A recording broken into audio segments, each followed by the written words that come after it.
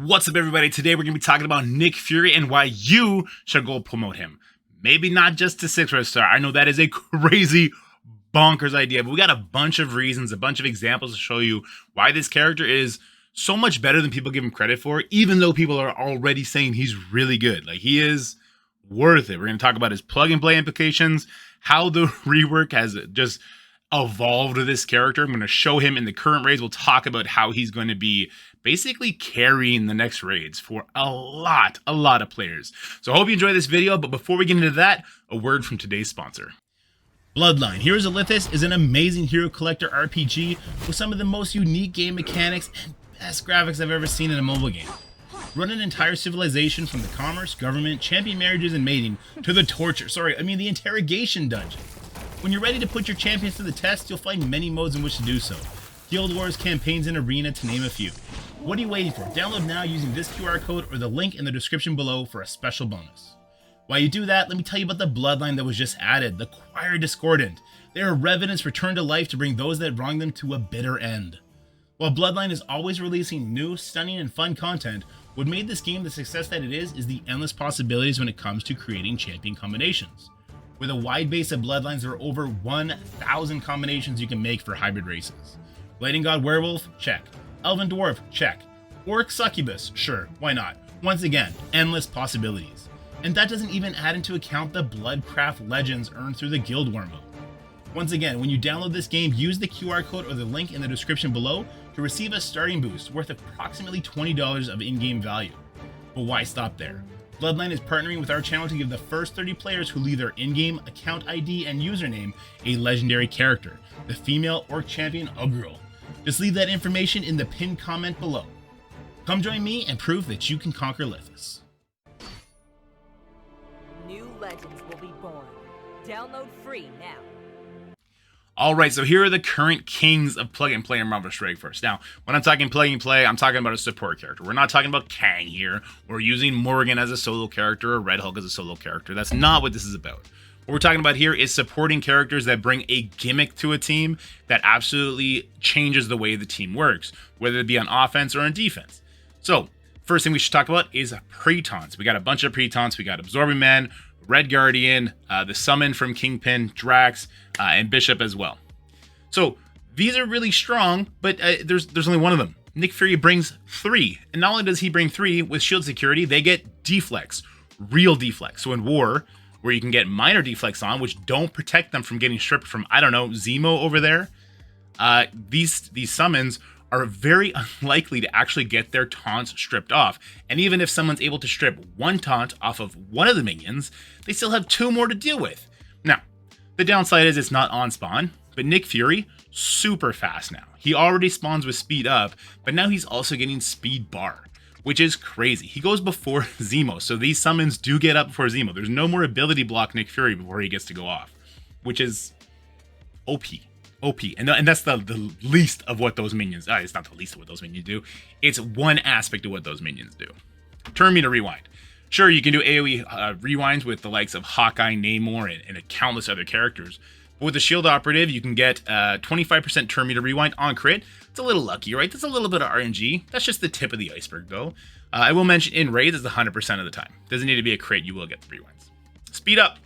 If you don't need the pre-taunts, then you can go ahead and start with your special. Now, this is an offense-only gimmick, but you're also going to be giving defense up, and this is one of the reasons why the Nick Fury Secret Avengers Dormammu team can beat Unlimited and Crucible. So that's a really good use for Nick Fury there. We got slows, so we talked about Zemo a little bit. Now, Zemo can do AoE slows to people, which is huge. He can strip buffs, which is huge. But if he's up against Nick Fury, can't do that. And when Nick Fury's on his own, those shield securities can also put out slows. On one target, mind you. But on their second turn or their first turn, if the opponent already has slow, your shield securities can stun. The ultimate CC, except for, the likes of Dormammu, Doom, and Apocalypse. So that's another aspect that they bring. Speed bar. Now, they don't really do speed bar up, these minions or Nick Fury himself, except in raids. I believe when the minions die, they give 15%, maybe 10%. Don't quote me on that. But that just goes to show. Nick Fury is like the amalgamation of all these characters, all these gimmicks put into one kit. But that alone wouldn't be a reason to gold promote him. You don't need gold gold promotions. You don't need better stats in order to make him work mechanically, which is great. And we should also celebrate that they're now giving him out more readily to people through these invader showcases. Now, I like the way Tana said it. He said this is a great temporary solution to an ongoing problem for people who are going to be playing after these invader showcases are done. So hopefully they find a way to give out Nick Fury more readily. Anyway, Nick Fury, by far the king, the absolute undisputed king of plug and play in Marvel Strike Force. But let's go talk about why his stats are also worth making him, well, first of all, gold promos making him live longer, so he does all this stuff is great. So I guess I did downplay that a little bit. But let's go talk about the other reason to gold promote him. All right, so let's talk about why we should promote Nick Fury to 6 red stars, or maybe even 7 red stars.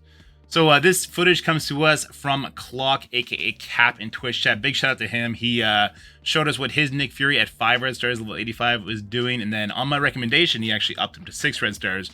So we'll see that, and then we'll look at my Nick Fury, who's even bigger. So we go ahead and we get the summons out here, going faster than characters like Mystique and even faster than like Zemo, which is crazy. That first basic is going to do, what's that, 98,000 damage total. Then on Graviton, it's doing 100,000 damage. And then his shield security is going to come in and do a lot of good damage here. And we're looking at, what's that, 220,000 damage on that. Huge, no crits there. So let's show the stat jump to 6 red stars. So at 5 red stars, he was at 38,200. Now Clock is going to go ahead and upgrade him. I believe the stat jump from 5 to 6 red stars is an additional 15%. Someone in the comment section fact check me on that. And now he's up to 40,500. Now he is only level 85. We'll talk about what levels do later. So here's the minion damage at 6 red stars. And he's going to attack the exact same targets, which was very nice of him.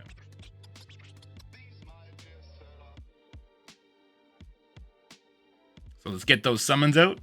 And let's attack that shield security first. And we're looking at, boom, 105,000 damage. This is going to be an interesting number when we look at the 7 red star.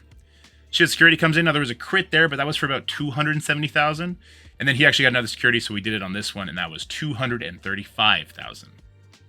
Now the stats out of 7 red star character. Now this one is level 92. I will be bringing him up to 95. You notice I have him as a skirmisher. That damage number is 52,500. Yeah. So the minion damage at 7 red stars. Go ahead and show that. Oh, and I just want to make sure everyone knows that the damage bonuses you get from having him as a striker do not translate to his minions. We've tested that. Neither do like the Raider crits or anything like that, unfortunately. So let's go ahead and get the summons out. And for the record, I did beat this node with bringing in just Fury, which is kind of fun. So this, I thought, was kind of interesting. My operative hits the shield security, and it does no more damage than the 6 red star. So I was a little concerned. I was like, what? Oh, how did that happen? Then we attacked the Graviton. That was 145, but that was on a crit, so that was weird too. And then shield security came in, and he hit Sabretooth so hard that he didn't do both attacks at once. So 210,000 on the first hit. Now he's going to finish him off, doing 400,000 damage total. Bonkers number. Talked about the gimmicks Fury brings while he is the king of plug and play. We showed the damage difference in having the 7 stars. At least we tried to. That shield security or shield operative damage is a little wonky. We'll see what it does here. But we got to show him in practice, which is going to be, for the most part, raids. A lot of people, myself included, are going to have smaller invader teams. We're going to have, 4 yellow stars if we're lucky, 5 if we're super lucky. Some people are only going to have 3 on Captain America World War II, like myself. So we're going to be relying on Fury to do a lot. Now, in raids, Fury is really at his best. His minions are always doing the Turn Me to Rewind, the operatives. His shield security is getting, I believe, 5,000 extra focus on that special, so landing that stun is pretty much guaranteed. And then his assist mechanic is at his all-time best, because you can get 5 members on your field very quickly by getting him to summon twice. So yeah, we're watching this. Now, this is older content. I know a baby invader team can do this just as well. I'm using the old Secret Avengers team because we all know how much they used to struggle. We're also seeing the assist mechanic in effect from Fury that we didn't talk too much about. Just everything that he's bringing is making these once RNG riddled nodes that we had to kind of figure out by putting in Kingpin and then bringing in Hawkeye or Zemo or whatever we were doing to make nodes 1 and 2 consistent and not having to core them all the time. And he plugs up all those things. So you gotta realize how important he's gonna be in the next raids. and having more red stars on him, so he's living longer, his minions are living longer, doing more damage, getting to spread more buffs, summon more minions, it's gonna be huge, huge, huge, huge. And that doesn't even, haven't even talked about the Dark Dimension effect of it all yet. With those two last sections, the non-Horseman Legendary and the Legendary with Apocalypse, like, Fury is skill. He's one of the no-brainer characters to bring, even though he's one of the most expensive characters in the game. But it's skill, so who cares? At least that's my take on it. And we'll do this now. So normally I bring Hawkeye in here. I think I bring in Captain America World War II just for fun. Yeah, so my 2 yellow star Captain America. And basically what I want to show is the minions do such a good job that even like a baby character gets protected. Now I know Secret Avengers are protecting him too, don't get me wrong. Let's not say Fury makes people invincible, but he certainly helps. So we get the speed up here.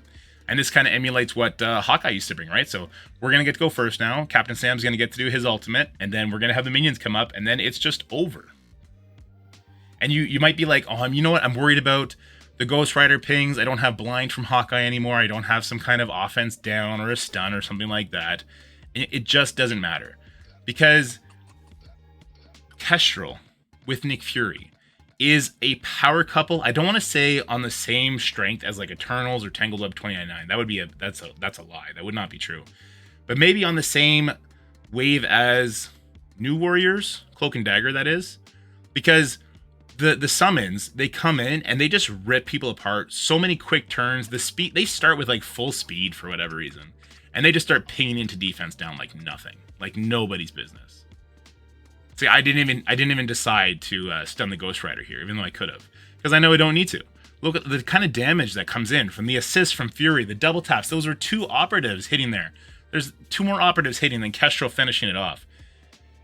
Fury alone is going to make the Invader team function, and then putting him with Kestrel and some kind of hybrid for either War or Crucible makes that function too. Now, one thing I do want to talk about this Invader team very briefly is that the playtest server kind of lied about how good they are on war defense. In my testing, I crushed them with X Factor. I went to go do that in a live war. My Zemo didn't strip a single buff off the minions. He did not get a crit. And then the minions got their counters up from the operative spawning in and killed my Shatterstar when he used his special. And that was it. I completely lost. I got completely outclassed. It was like a 200k punch up, which is not much in war. So, yeah, like those minions are just, they're impactful in every mode you're going to use them in. And I can't stress enough how great Fury is as a character. I like him so much. I'm going to go upgrade him to tier 17. Now you can see that up on the screen, but that's going to end this video. Let me know what you think in the comment section below. Nick Fury, 6 red stars, I think is a no-brainer. 7 red stars is questionable, but let me know what you think in the comment section below and have a wonderful day. That's it for the video, guys. I hope you enjoyed it. If you did, make sure you like, share, and subscribe. Stay happy, healthy, have fun, and I'll see you in the next one. Alright guys, I just wanted to tack this on to the end of this video. I can't make a full video about this because there's just not enough meat on those bones. But I know there's a heated debate over which ISO to choose for Nick Fury. Raider, Skirmisher, even some people are talking about Striker and Healer. I fall on the Skirmisher side. I want to explain why, and we'll talk about the benefits of Raider too, because I don't want to downplay it. So with Raider, if he crits on his basic, he's going to give energy to non-summon adjacent allies. He will also do that on his ISO attack, though it doesn't specify it goes to non-summoned adjacent allies. There's still RNG there, right? There's still RNG that if he does get called in for the assist, if he's going to be able to do the crit and give energy. And who does the energy go to in the ISO? I don't know. And this is what it comes down to for me. How often does Nick Fury use his actual basic, not the assist, the basic? And the answer to that question is not often, if at all. You saw in the footage there, like you're going to start with ultimate, you're probably going to follow it up with special. If you're doing punch down content where it doesn't matter, then you don't care about that energy anyway. So he's not going to be using his basic until like the 3rd attack, which at that point, I think it's too late in modes like War and Crucible, so I don't really value that. And in a raid scenario, I think by then you're either going to win or lose on how many minions you have up, not if you're giving lucky energy to an adjacent ally. And then who is that adjacent ally going to be?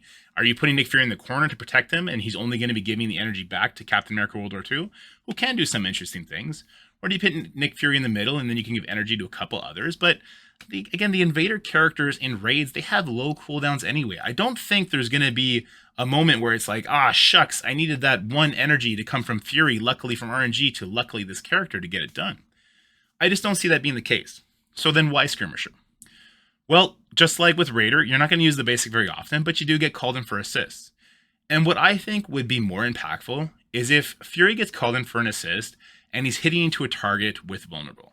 And if that target, say, has a taunt, an immunity, an offense up, even a speed up, something like that, that Fury is then peeling that buff off because of how the Skirmisher interaction works.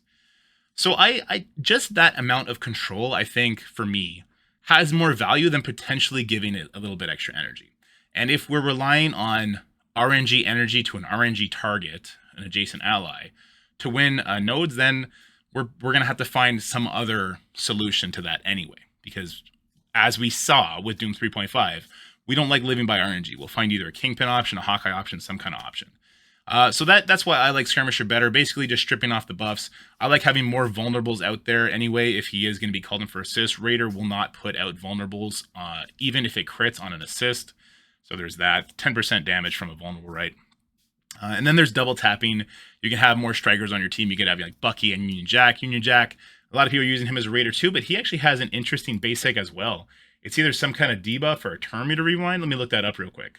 Oh, he flips. He'll flip a positive attack. Positive effect. So that's even more things happening control-wise as far as debuffs go.